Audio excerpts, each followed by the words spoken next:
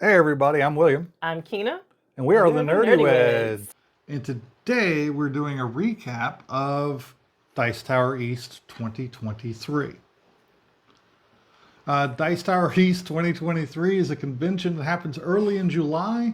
This year and previous years, it was at the Carib Royale Hotel in Orlando, Florida, from Wednesday, July Fifth 5th to July night, 9th. Yes, Sunday. Sunday. So we actually got there Wednesday afternoon, and my con time on Wednesday, Thursday, and Friday was very limited because I worked Wednesday, Thursday, Friday from the hotel for Thursday and Yeah, Friday so you were a little bit tied to, a lot of it, tied to the computer, and my phone. which, in your phone, which did affect the amount of games that you were able to play over the weekend, over that week, because when we consider the entire time that we were there, you played about 7, 8 games, Yeah. and that's normally what you would play in one day at a board game convention. Yes. Yeah. So the oh my gosh, a tongue tie. I guess I just didn't like saying that. I just didn't like saying No. that. You're like, We this is played offensive. 8 games for almost a week of a board game con. That Well, was not offensive. offensive. There's a lot of other things to Yeah. do aside from just playing games. So there were a lot of things for us to explore and uh, and really get involved with in the board game Yeah. sphere. And that's really what we're going to talk about in this recap. The things that we got to do, the things that we like, and maybe things that we missed not having or would have liked to have seen. I played about the same amount of games as you because that Saturday I don't really think I played any games because I was hanging out with a friend, and I really enjoy having the opportunity to do that. So Yeah. I don't feel like I missed out on anything. No. I still had a great time and got what I wanted to get out of the con. So, what were some of the things you were talking about? There's more things to do. What are some of those things that there was to do that you liked? Well, seeing a bunch of friends was a big thing. You know we got to meet up with Aaron and Steven and Steven's Joanna wife Joanna was there, and and the you got to kids. catch up with them with her and the kids. Um, Seeing the Beans and Dice crew out and about, Carlos, Wayne, and Rob, And then Ron and then Fraser Ron from Frazier, who was a co-host with me on the role-playing games segment for the Beans and Dice podcast. Was really awesome seeing him for the first time in yeah, person. and he does Ron Talks Table Talk. Yep. So check out those two channels, Beans and Dice podcast. They do a live stream every Thursday about board games and how you play. And then Ron Talks Talks Tabletop. Yeah, because I think I said Table Talk. And he does role-playing games primarily. And we had a great time with all those folks. The other things was the vendor space, the demolition, the demo space available at the convention, along with the vendors and developers showing off their new stuff. There was just a lot of highlights from that area. They had Meeple Source that was there with a lot of great board game upgrades. We bought a few for Quaxaquedlinburg there. They had some amazing upgrades for all kinds of different games there that we didn't get. Like stuff for Wingspan and et cetera, et cetera.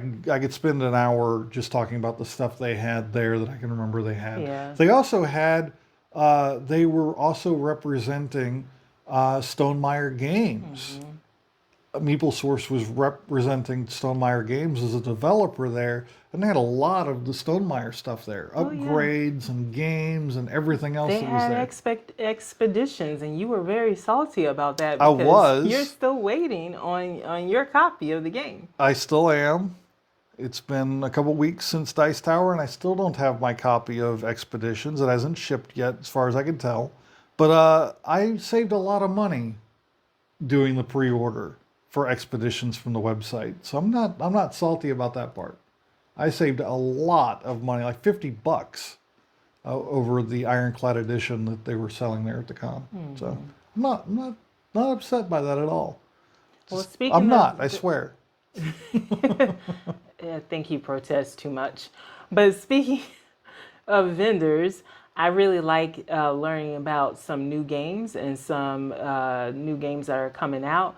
We bought Table Golf Association. The owner of that game, he had a vendor spot.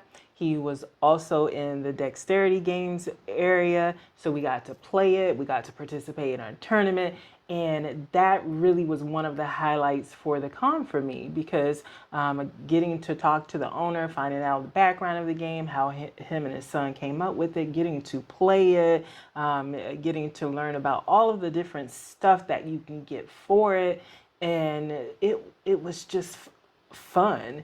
And you got to do all of that for free without having to buy the game if you didn't want to. Yeah. Of course, we bought the game because it is a really fun game. Can't wait to have it out on the table for game night.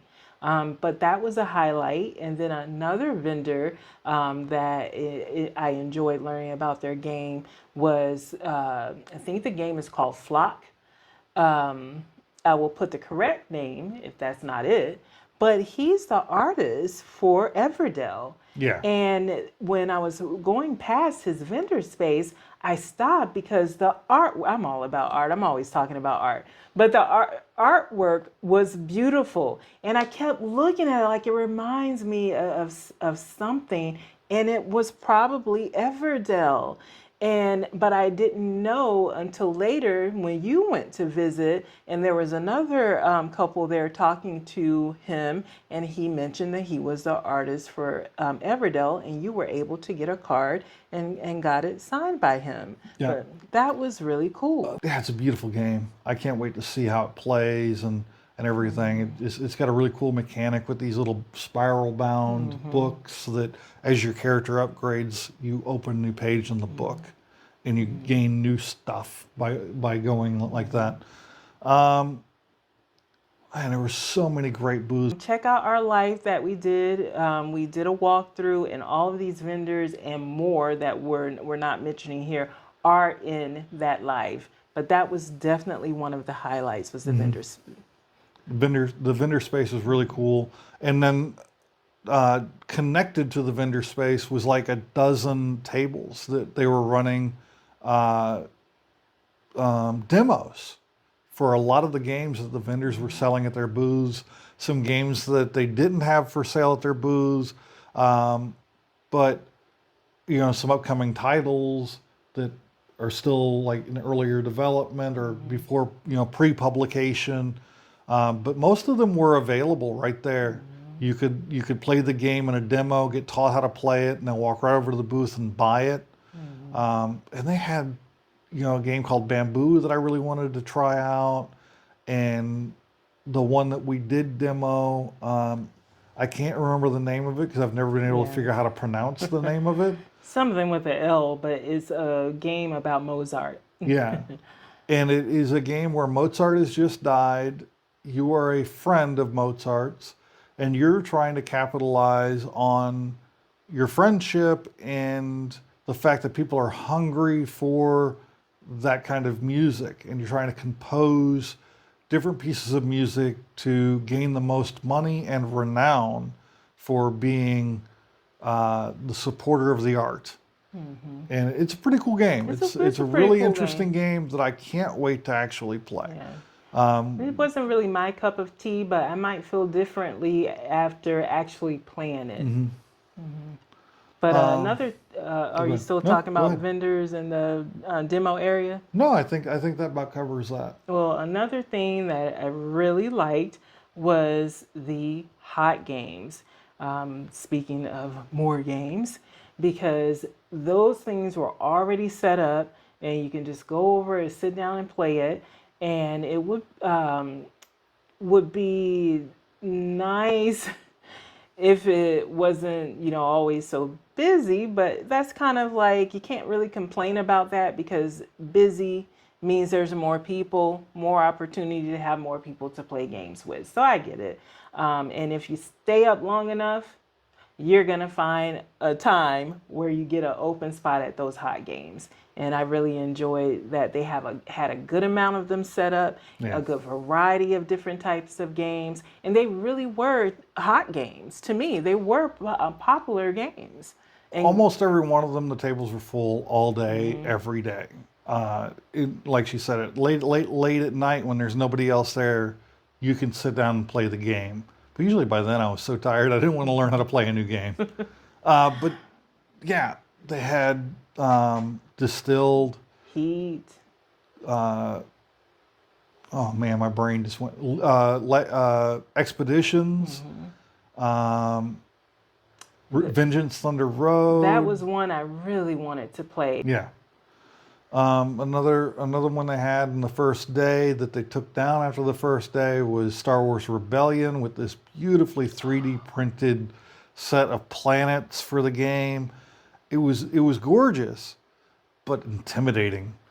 And nobody sat down to really play it. And I think that's why they took it down and put another game up that I don't think anybody really sat down to play. Nope. The hot games was set up in a good place. Like, it was on the opposite wall of the vendor space from one end to the next. And there was plenty of room in between each table. So the setup was really nice, really roomy. And I felt like it was well thought out. Yeah, it was laid out very well. The library was now in the same room as the main room, and I actually liked that. And I never thought about it because I never had to. It usually was out in a different room. But I liked having it right there in the same room and being able to see, if it's open, or look and see if there's a game that I want to play, if it's, on the shelf or what have you. And the thing that I love about Dice Tower is that they have an extensive library of games. 2,200 games in the library this year. And it's curated down to the games that they know that people want to have on the shelves. They keep very close track of what games get taken and how long they're kept, so that they can compile a list of games that never left the shelf. Because you get 2,200 games, not all games left the shelf that weekend, and they can go in and find out what games need to come off the shelf and go somewhere else. And then they can figure out, okay, we need another copy of these particular games because people never stop playing them, and that's pretty cool. That's a really cool thing that they do with the library. Is they have a tracker where I talked to the guys there at the desk, and they told me, okay, this game has been on the shelves for an average of this amount of time. It's been off the shelf for this amount of time, and it's currently off the shelf for like the 10th time today. So they can give you all that statistics. Wonderland's War. Yes. Don't judge me. I'm not. I just think it's funny because you were all about that game. I'm glad you got to play it. Yeah, I spent a long time talking to the guys at the library about how the library works, because I kept going up trying to find Wonderland's War. You don't have to call me out on it. You're always calling me out. Turnabout's fair play. No, the library was great. Anything else about the library? Oh, I know what else I want to say about the library that I really appreciated was the googly eyes, because just the first time I saw them, I'm like, wait a minute, there's googly eyes on this box? Oh, wait, this one has it too. So it just became a personal game for myself to look and see which box had the googly eyes on it. I'm easily entertained. But Tom Vassell, his kids put those on the boxes. Yeah, I think that was really fun, and I appreciated that. So thanks to Tom Vassell's kids. And they also changed how the games are organized. They used to be in kind of an alphabetical order. They are no longer in an alphabetical order. They've come up with their own like Dewey Decimal system of games that, unless you go look at the book, you can't figure out on your own. But they have spiral bound notebooks with laminated, sleeved pages, and those are in alphabetical order, and they tell you what shelf, what unit, like 15, and which shelf. And it's A, B, or C. So if you're looking for 15C, you'd look at the shelf that has C on it and 15 above, and your game is on that shelf, unless somebody else has it. And then there's an empty spot where your game is supposed to be on that shelf. And I think it just makes it a million times easier for those that are keeping the library restocked with the games to have a very defined place where this game, and they even had pictures up on top of the shelf. So if the person knows they need to put this on 15, they can pull the picture off, and it shows a picture of what the shelf is supposed to look like when it's fully stocked. And they're like, oh, this game belongs there. So they can put it back on the shelf where it belongs. Yeah, I like that. It was really cool. So another thing that I really liked was the dexterity games. They had an area in the lobby. As soon as you walk in, that entire floor was set up with dexterity games. So easy to find, and a lot of games to play. And it was fun for us adults, but also gave something for the kids to come and play easily, do and play. And I liked that. Another thing I really enjoyed about the con is they had an area for eating. Now, this is something that kind of bothered me in previous board game conventions and other things, is looking at somebody eating a pizza and playing a library game. It's one thing if it's your game. You know, a lot of people bring their own games to these. Yeah. You know, game from their shelf of the shelf of shame. You know, or a game that they really, really enjoyed that they know is not going to be in the library because it's so obscure, or it's a game that involves more than the library is willing to give out. They'll bring a game like that, or they got a really upgraded version of a really popular game. Like I brought Scythe one year because I have a really upgraded version of Scythe, and I wanted to get it on the table for other people to enjoy. So if it's your own game, you don't care if people are sitting there eating, but the library games, you feel like they shouldn't have food while they're playing that game. Exactly. Okay. Yeah.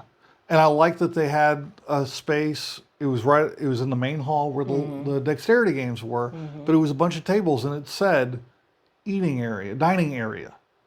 And that implied to me that the con wanted you to eat there, and then you can go into the board game rooms and play games. So when it came time for the one time I ate at the convention was when Aaron ordered a pizza for him and other guy or Steven to enjoy. I keep saying other guy, but I knew who they are. For us to enjoy, I said, hey guys, let's go over here and eat it. And they're like, well, you know, people have been eating pizzas and these. And I was like, I know, but there's an area for us to eat. Let's use it for eating, and look over, and people are playing board games in that area. I'm like, come on, you man. were willing to follow the rules then. Let's not get into this. You're talking about old stuff. I am. You're talking about old stuff. That's old, done, gone. It's already been in another video. All right? True. But that was nice to have that area. But I have to admit, no, I didn't. I was about to say I had chips, and I did eat that in the board game area, but I didn't. I think I wanted chips.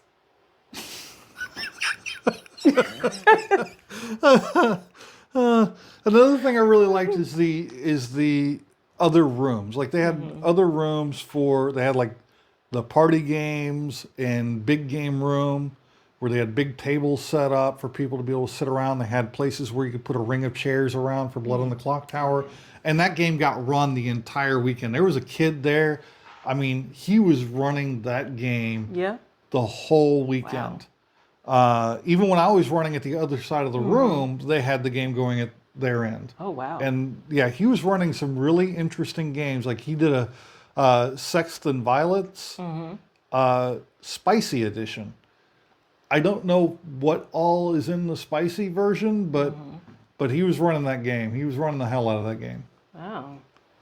So, and then they had other side rooms, and they had a quiet room. Now this is, I'm done with my pros for now. Oh, you are? I think I've gotten Okay. to the end of the pros, and I'm going to go with a couple negs. Well, let me see if I have any more pros. Registration was so smooth. Just came Yes. in, gave my name, got my badge, and was able to just get right into the con. That was nice. Any other pros? Um, actually did have a pro, but when you start talking about food, the pro that I Well, had it's went like dinner time. right out of my head, It and is I dinner just started time. thinking about chips, food. So yeah, I really enjoy the hotel. That's a pro. Oh, yes. I don't know if they're gonna stick with the Carib Royale, but I hope that they do because they have beautiful grounds. The rooms are nice and clean and smell nice. And if you're bringing your family, or if you just want downtime yourself, they have this beautiful pool area. They have another area with arcade games. They have a fitness area. You can even go fishing and rent a bicycle. It's awesome. So For free. that for free, all of those things are for free. They So had restaurants on site. They had a Starbucks in the lobby. and the food was decent. It Yeah. is a great hotel and a great convention center. I mean, it is a massive convention center for a hotel convention center because Dice Tower didn't use even half of what it did in previous years, and it was still a big space. Yeah, yeah, yeah, definitely Carib Royale. Big ups on that. I That's a definitely big positive. did have another pro. I honestly, if I remember it when we're talking about the cons, then I'll come back to it. But I had one more pro, and I can't remember what it is. But you want to go ahead and get into the cons? Yeah, the only con I have going segue right from the Carib Royale is its location. There's not a lot within a short walk as far as dining and restaurants. We may do, but there is not a lot going on in that area. I mean, there's a Publix at a mile away. You can walk to that. You don't want to drive anywhere because people are going to steal your spot if you move your car. But yeah, I think that as far as the hotel, that's my only real Okay. negative as far as the convention space is there's not a lot going on within within walking distance. Okay. But the other one I was going to segue into is they had the great party game space and social deduction games and big games. They're supposed to happen in this one room, right? What room do you think they put across the hallway from that room? What's the worst room we can think of to put across the hallway from a room of people who are, The quiet room. yeah, the quiet room. They put that directly across the hallway. I'm like, that is such a legit. They should have put the quiet room across from registration or something. In a quiet hallway where nobody's going to go there unless they want to be in the quiet room. That's where the quiet room should be. Not across the room from where people are playing, actively playing like board games, but not only board games, but social deduction games that involve talking. I mean, Blood on the Clock Tower is nothing but a talking game. And sometimes people are talking at higher volumes and sometimes even yelling at each other during these games. So I think that was a big miss. Yeah. I think another thing would be to use more signage because I was seeing people complain on the Facebook page about there not being certain things. For example, oh, there wasn't an area where you could demo the game, like play the game and then go buy it. And I'm like, but there was. And so I thought about it and I was like, oh, well, that area did kind of blend in to the regular playing area. So the person probably just missed it. And if you have huge signs up that say demo, or hot games and just make it overly large signs, then people won't miss it. Yeah. They did widen the gap. Like the first night, Wednesday and Thursday night, the space, the transition, it's the word I was looking for. Transition from the play tables to the demo tables was non-existent. The only way you could tell that you've crossed over to the demo area is they had signs on the table that said this space reserved, this table reserved. After Thursday night, which was the second day the vendors were open, I guess they kind of tried to address it by putting a wider gap between the demo tables and the regular play tables. Like there was a much wider aisle they placed in there, like they removed a few tables to make that gap wider, to make it more visually apparent. But yeah, signage would have greatly helped in that regard. Maybe, I know that they wanted to have demo games. Some of the developers left their games on the table overnight. Most of them didn't. Most of them took their games, packed them away after the vendor room closed. Maybe have, I really like to see the demo areas more part of the vendor space than a separate part. Like you walk up to the booth, and in that booth is not only the games for sale, but also enough room to have the demo table there, where it's very apparent this game's being demoed right now. Come back when this table's empty and I will demo it for you. Yeah, because they could do that in their space if they made room, but it was very tight because there was one vendor, the one with the skateboard card game, that did that. They had the area where they would sit, and they had another chair there where they could demo the game. Very, very closed space. But I thought that was cool that they tried to do it. I mean, they made it work, but it would be better if it was set up in that way for them to be able to do it. Talking about space to be able to play a game made me remember my pro that I wanted to talk about, which was the sharing shelf. So there was a shelf right next to the library where people could put their games that they own on there for other people at the con to come borrow it, play it, and put it back. And that's how we got to play Foundations of Rome, which was one of my favorite games of the convention. So had that space not been there, we wouldn't have gotten to play that awesome game because it was not in the library. No. So that shelf of sharing, or sharing shelf, was awesome. Awesome idea, and a definite pro of the con for me, that they made room for that. That is a really cool pro. I think a lot of people would try to dump off games on that shelf. At the end. At the end? Because you know darn well Foundations of Rome was not a dump off. Oh, hell no. No. Yeah. So I think at the end, there were a few like sealed copies of games that were given away at other board game conventions. That leads into my other negative.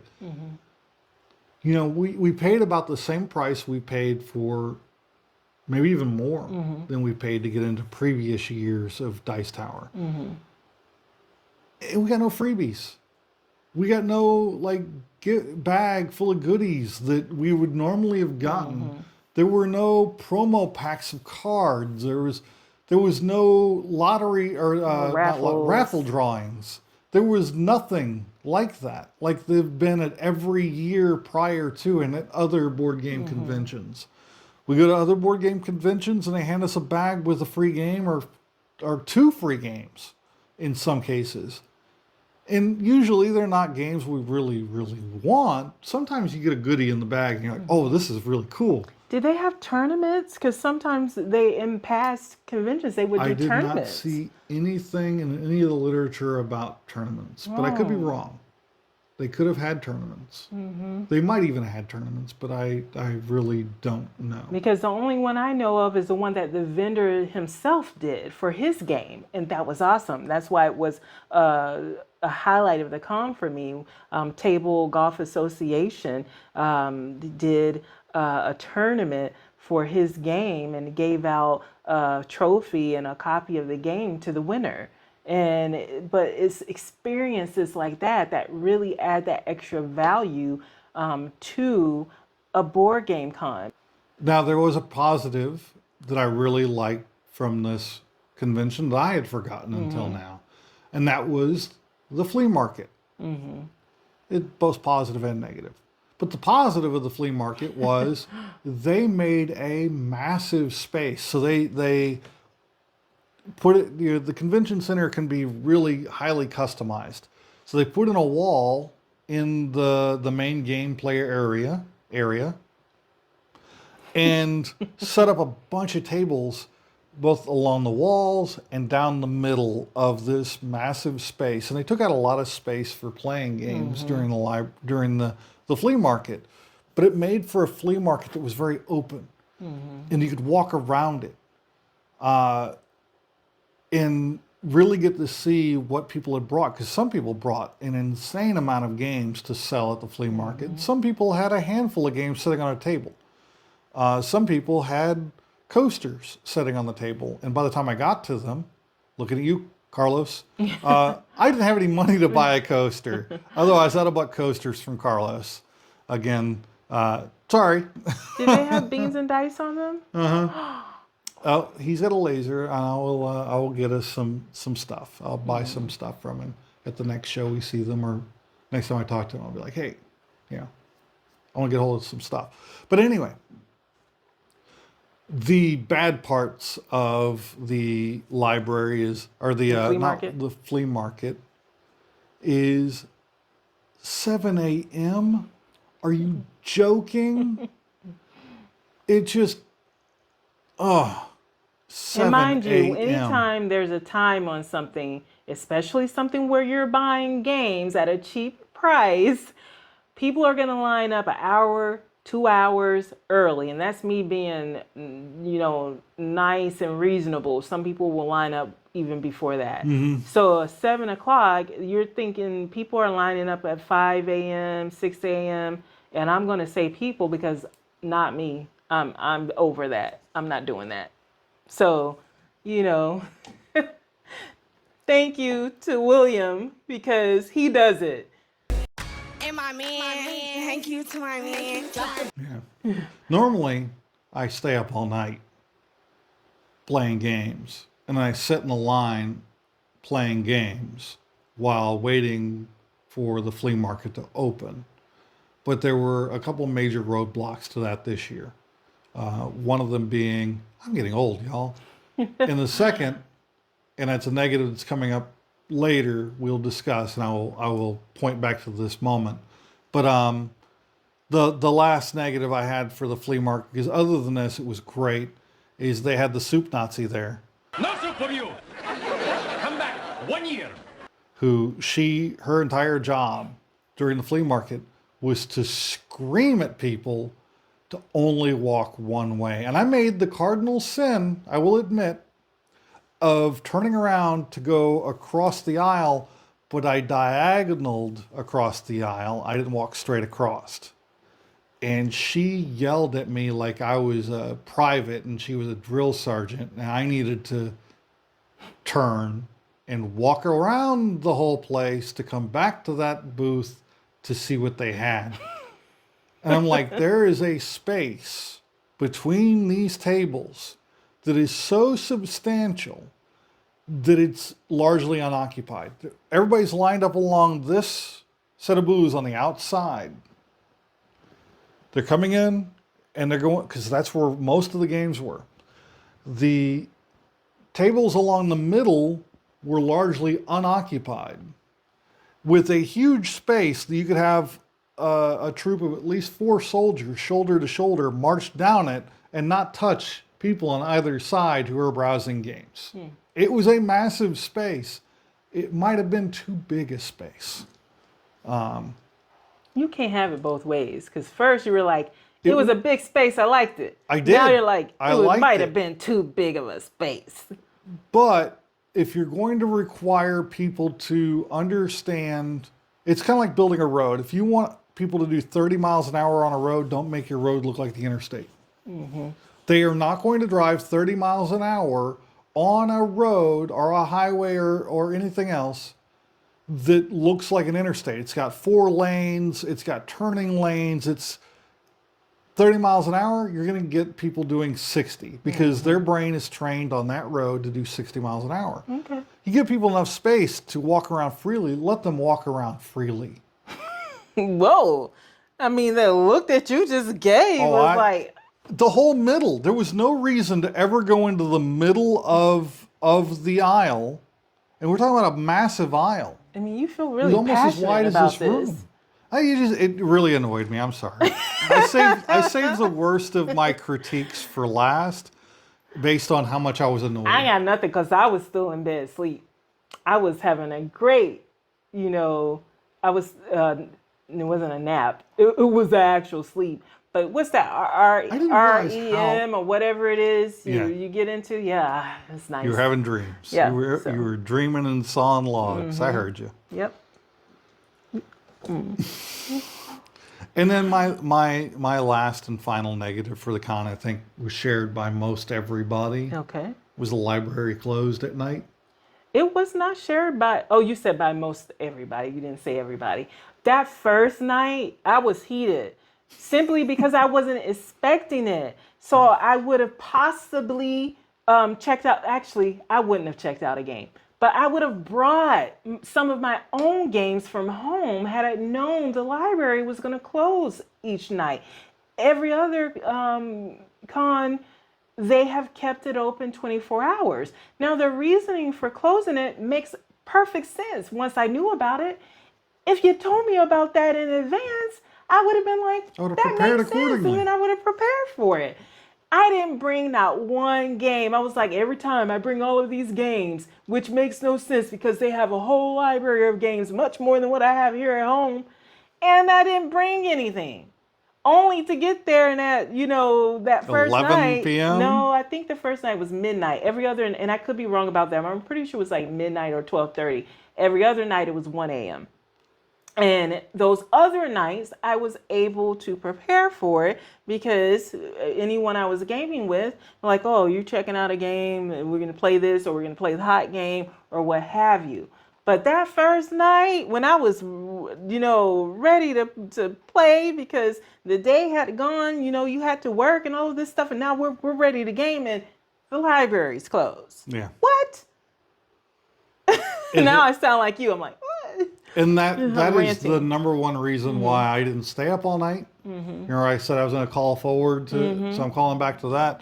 And I didn't have games to play while I was waiting in line because we'd go get a game out of the library, sit and play it while we're sitting there for an hour or half hour, however long it is before the flea market opens. Now they did say that you could. Well, we knew this for the previous nights, but because the first night we didn't know, we looked over, they were closed. I saw the signs. I'm like, tell me that doesn't say closed. Like, why does it? Am I seeing what I think I'm seeing? And we all thought they were taking a break. Yeah, and I'm like, but those say closed. And they had said to the people who knew, who were probably going to get a game or return a game, that you can check out a game now, right before they closed, and just leave it on the table when you're ready to, check it back in. And I wouldn't have done that anyway. They didn't have any problems with that. All of the games got returned. It's a bunch of honest people who come to the board game conventions, but I'm just one of those worrywarts. And I would not have felt comfortable just leaving the game there. I would have wanted to hand it to someone to turn it in. So every night I knew I wasn't going to do that. Every fiber of my being wanted to go over and snatch that Wonderland's War sitting on the table. It was the first night. I really wanted to play it. I wasn't able to get it because somebody else had it. And then the library closed. And then shortly after the library closed, it appears on the table for games being turned in. And I'm like, God dang it, it's right there. And I just could not get past the rules part of my brain that would allow me to go over, snatch it up, go play it, and then put it back on the table. No comment. It's funny, the things that you can't get over, the rules part, but then the things where you're like, oh, I guess this rule doesn't make sense, so I can get over the rules part for this. Well, we all have our little nuances and stuff. We do, because there is no difference of me leaving the game there than there is a difference. I don't care. There's a difference handing it to someone and just And they leaving check it it in there. And they for check you. it in, and now they know that I turned Because it what's in. to stop somebody who's not as honest as everybody else at the convention from walking over, grabbing Wonderland's War, and not bringing it back? And then the last person who checked it out was you. Yep. And you left it on the table like you were supposed to. But somebody else said, oh, that's like a $300 game. Yep. That's just like when I checked out a game and a piece was missing. Yeah, I said when 300. I was like, oh, you said 300? Oh, yeah, it is a 300. So you could buy a $300 game with Wonderland's War, but we can't get Well, I didn't- Foundations of Rome? I didn't buy it for $300. That's how much it would cost you at minimum to buy it right now. Oh. I paid $200. It's still too much. Oh God. But Yeah. The last thing I want to say, because I want to end on a positive note, and I want to end with a pro.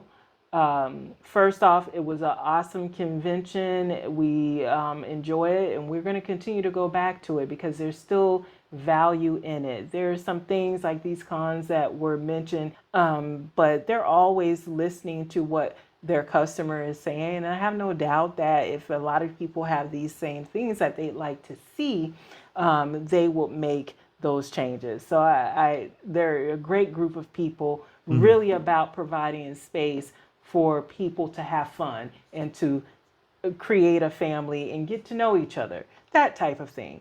The other thing I want to say is about the people in their group. You don't typically have to worry about people getting rowdy and out of hand and fighting or stealing games or any of that stuff, because the people who come, they just want to play games. They just want to have a good time.